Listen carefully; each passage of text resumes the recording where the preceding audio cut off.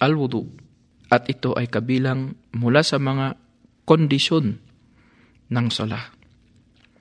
Sinabi ni Allah subhanahu wa ta'ala, Ya ayyuhalladhina amanu idha kumtum ila as-salati fagsilu wujuhakum wa aydiyakum ila al-marafiq wamsahu biru'usikum wa arjulakum ila al-ka'bayn. O kayong mga mananampalataya, kapag magsagawa kayo ng sala, hugasan ninyo ang inyong mukha at ang inyong mga kamay hanggang siko at punasan ninyo ang inyong ulo at ang inyong mga paa hanggang bukong-bukong.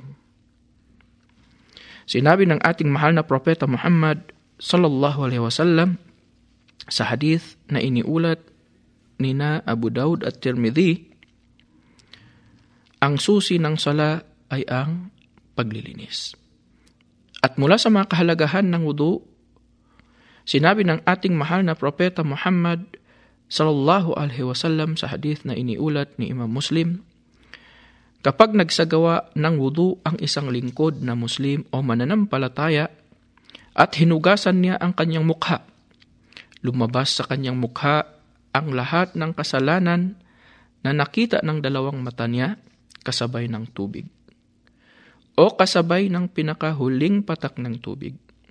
At kapag hinugasan niya ang kanyang dalawang kamay, lumabas mula sa kanyang mga kamay ang lahat ng kasalanan na naabot ng dalawang kamay niya kasabay ng tubig o kasabay ng pinakahuling patak ng tubig.